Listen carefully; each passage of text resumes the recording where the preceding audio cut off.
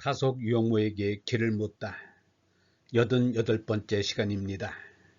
오늘은 시인의 신말과 성스러움, 시인의 신말과 성스러움이라는 제목으로 말씀드리겠습니다. 7. 시인의 신말과 성스러움. 존재는 언제나 항상 스스로를 비추면서 언어애로의 도상이 있으며 사유는 존재의 진리를 말할 수 있기 위해서 이렇게 스스로를 비추며 언어애로 오고 있는 존재에 의해 요청받도록 내맡게 하며 그렇게 하여 사유에서 존재가 언어애로 오게끔 해야 한다. 사유자는 그렇게 존재를 말한다. 따라서 언어란 다른 것이 아닌 바로 이 비춤에서 숨기며 오는 존재 자신의 도래이다. 그런데 하이데거는 시작이 비로소 언어를 가능케 만든다고 말한다. 달리 말해 언어는 존재가 낱말이 되는 것으로서의 시작인데 그 까닭은 시작이 다른 것이 아닌 바로 존재를 건립하는 명명이기 때문이다. 이때의 시작은 물론 제멋대로의 말함을 지칭하는 것이 아니다. 어떤 것을 말하거나 명명할 수 있기 위해서는 성스러움이 우선 먼저 시인에게 그에 필요한 낱말을 선사해야 한다. 왜냐하면 시인의 본질적 신분은 신을 수용하는 데 근거를 두고 있지 않고 오히려 성스러움에 의해 둘러싸여 있음에 근거하고 있기 때문이다. 시인은 성스러움을 명명한다. 이렇듯 하이데거는 시작이 그 본질에 있어 존재의 진리의 도래가 이루어지도록 함이며 존재의 비은폐성을 말함으로써 본질적 의미 언어라고 설명한다. 이러한 의미로 하이데거는 이 글이 서두에 인용한 구절을 말한 것이다. 시인의 명명과 사유자의 말함은 같은 유래를 갖고 있다. 첫 번째, 낱말에 의한 존재의 건립. 머무는 것은 그런데 시인이 건립한다. 하이데거의 해설을 쫓아 휠덜긴의 해상이라는 시의 마지막 구절을 음미해보면 본질적인 낱말로서 존재자를 처음으로 그것의 존재에 있어 여러 젖히는 자들이 시인들이다. 이러한 명명을 통해서 존재는 비로소 그것이 무엇인 바 그것이라 불리어진다. 이렇게 볼 때 시작은 존재를 낱말로서 건립함 또는 모든 사물의 존재와 본질을 건립하는 명명이며 이 명명은 존재자를 그 존재나 진리애로 사물들을 그들의 본질애로 보내어 그렇게 세계와 역사를 존재하도록 만든다. 그런데 세계는 신들이 죽을 자들을 자신들의 요청 아래에 세우고 시인이 이러한 요청에 대한 대답으로서 신들을 명명할 때에만 비로소 열린다. 그럴 때 시작은 신들을 근원적으로 명명하는 것이 된다. 신들의 눈짓에 시인은 결속되어 있다. 그는 이러한 눈짓과 말함의 사이에 놓여 있다. 이 안에서 한 민족은 항상 이미 존재자 전체에 대한 자신의 귀속성을 기억하게 된다. 시인은 이러한 중간애로 내던져 있으며 거기서 그는 이 눈짓을 붙잡아 그것을 그의 민족에게 이어서 전달해야 한다. 이 말이 의미하는 것은 시인의 말함이 눈짓으로 시인에게 말 건네오는 신들 자신에 의해서 언어애로 이끌려오고 있다는 점이다.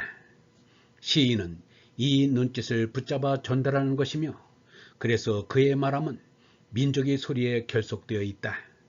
수줍음은 근원을 직접 경험할 수 없음을 압니다.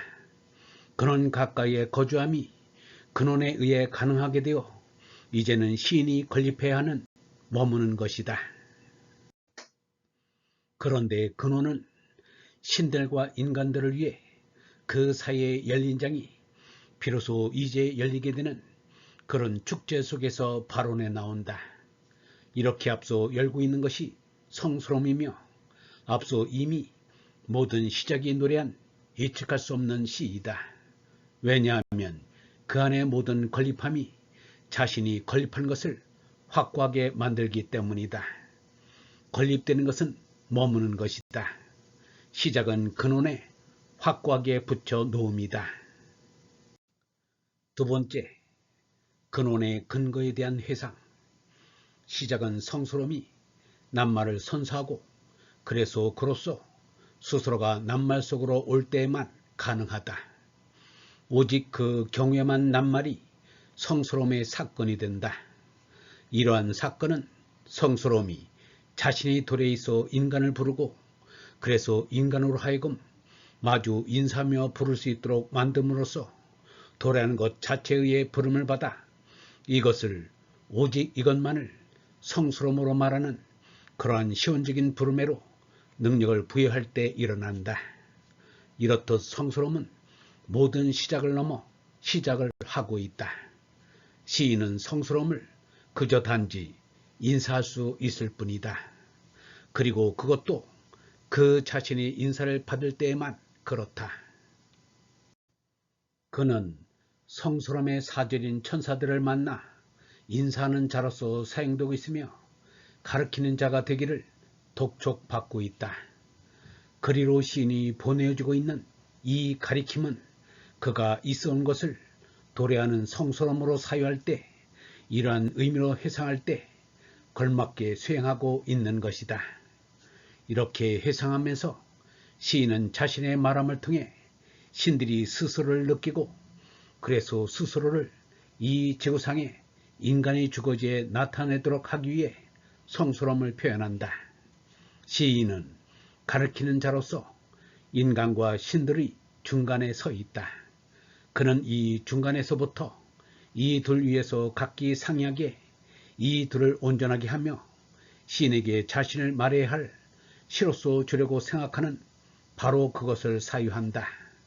그는 죽을 자로서 사유하며 최고의 것을 시로 짓는다.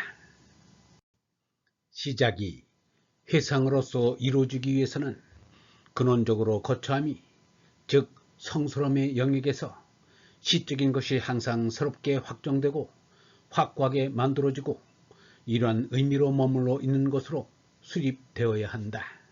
이것은 시인이 항상 거듭 샘물내로 원천의 가까이에로 근거에로의 걸음을 내디딜 때에만 자신을 가리키면서 머물러 있는 것에게 열고 있으며 그에게 자신의 낱말로서 인사하는 온전함과 성스러움으로 갈 때에만 일어난다. 원천의 근거를 회상하는 것인 시작은 단순히 지나가는 것을 되돌아보는 것이 아니다. 회상은 인사하면서 부름을 받은 것을 현재로 불러온다. 부름을 받은 것의 도래는 우리에게, 부르는 인간에게 하나의 미래를 열어주며 그래서 우리로 하여금 다시 돌아오는 원천을 우리에게로 다가오는 미래로서 마주할 수 있도록 해준다. 인간에게 낱말을 선사하는 방식으로 인사하는 것, 그래서 인간이 그 낱말을 갖고 그 자신의 현재에 도래하고 있는 원천을 인사할 수 있도록 하는 것은 다른 것이 아닌 성스러움이다. 우리는 앞에서 이미 사유가 존재의 도래에 그리고 시작이 신들의 눈짓에 결속되어 있음을 보았다. 이제는 원천의 근거를 회상하면 시작이 성스러움이 낱말로 오매, 즉 성스러움의 도래에 결속되어 있다고 말해주고 있다. 시작은 하이데거가 그의 예술작품의 근원에서 설명하고 있는 바를 따르면 존재자 그 자체의 진리의 도래가 이루어지도록 함이며 진리가 스스로를 작품애로 정립함이며 진리의 건립이다. 시작은 존재자의 비은폐성을 말하는 것으로서 본래적인 의미의 언어이다. 그렇다면 시인이 거기에 결속되어 있다는 성스러움의 낱말의 선사가 사유자가 거기에 결속되어 있다는 도래로서의 존재와 똑같다는 말인가? 시면에 이른다는 것은 떠나버린 신들의 흔적을 알아챕니다. 신들이 그 안에서 오로지 신들인 바로 그 에트르가 신들의 신성이다.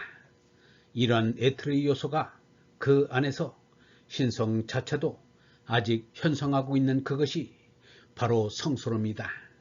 이제 성스러움은 떠나버린 신들의 흔적이다. 오늘날은 이러한 흔적 자체가 없어져 버렸다. 아니, 이러한 상실된 흔적을 위한 흔적마저도 거의 지워져 버린 상태다. 적어도 우리가 성스러움을 여전히 신적인 것에 신성을 위한 흔적으로 경험할 수 있는지, 또는 우리는 그저 성스러움을 위한 흔적만을 만날 수 있는지가 결정되지 않은 채 남아있다. 어떤 것이 흔적을 위한 흔적이 될 수 있는지가 불명확하게 남아있다. 어떻게 그러한 흔적이 우리에게 드러날 수 있는지 하는 것도 의문인 채 남아있다. 영성신학원 다속 아카데미의 하늘소리였습니다.